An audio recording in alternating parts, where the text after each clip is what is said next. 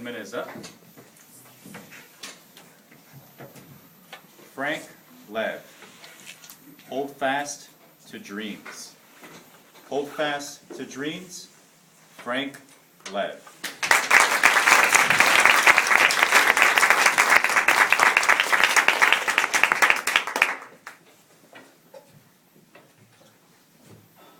Mr. Contest Chair, fellow Toastmasters, fellow teachers, and precious students. I have a dirty secret to tell you about teachers.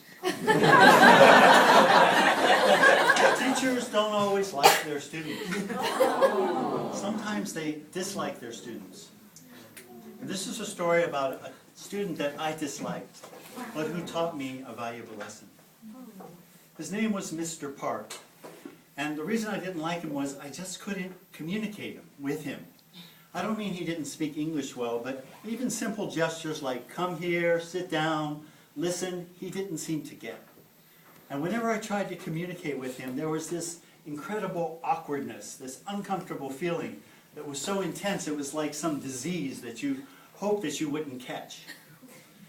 And it wasn't just me, it was also the other students, because I hardly ever saw him sitting with any students or talking with any other students. He was a loner, he was a weirdo, he was a wangta. And I'll never forget his first speech. It was so bad. He completely misunderstood the assignment, and after 30 seconds he just stopped. He couldn't go on. And then a few weeks later, again, it was even worse. So some of the students even laughed at him. But I never laughed at him, and I always tried to show him respect. In fact, that's probably why, towards the end of each class, he would come and try to talk to me. And I hated that.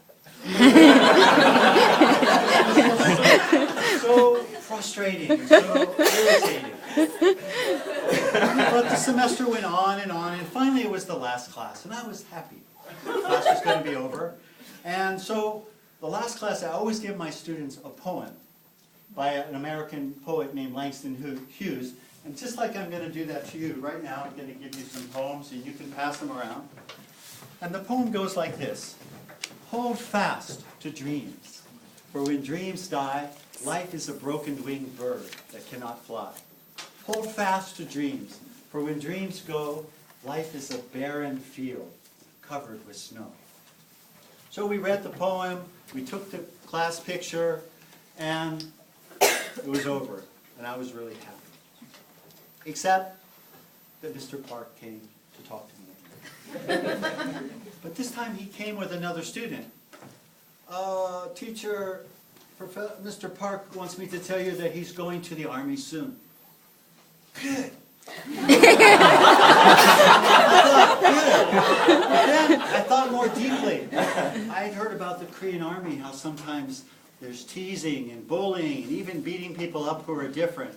And even some young men have killed themselves. It gets so bad. And I wondered, what's going to happen to poor Mr. Park?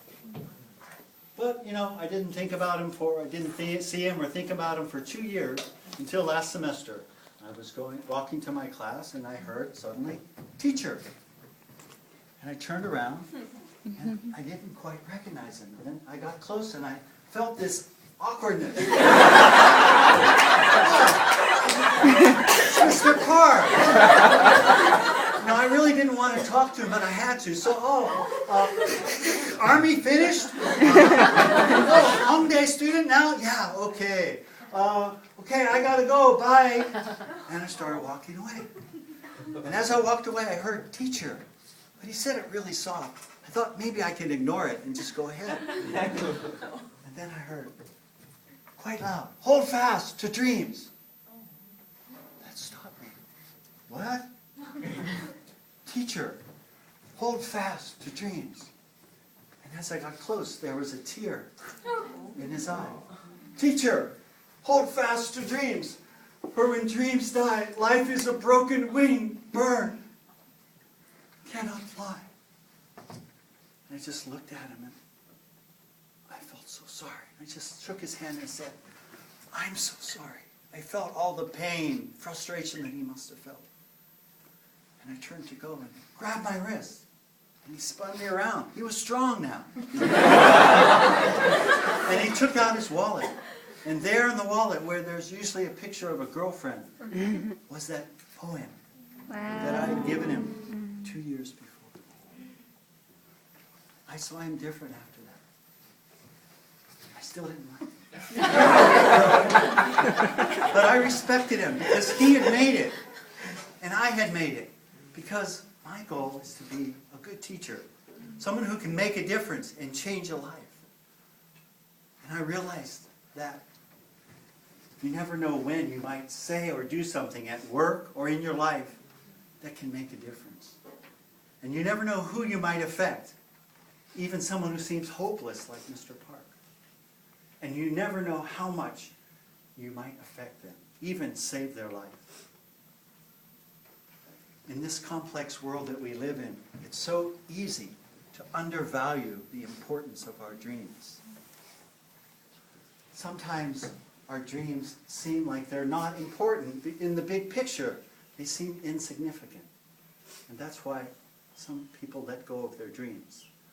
Sometimes we need a Mr. Park to remind us that our dreams are important. To ourselves and to others. To someone. My dreams and your dreams matter. Hold fast to dreams. For when dreams die, life is a broken-winged bird that cannot fly. I taught that to Mr. Park. But Mr. Park taught me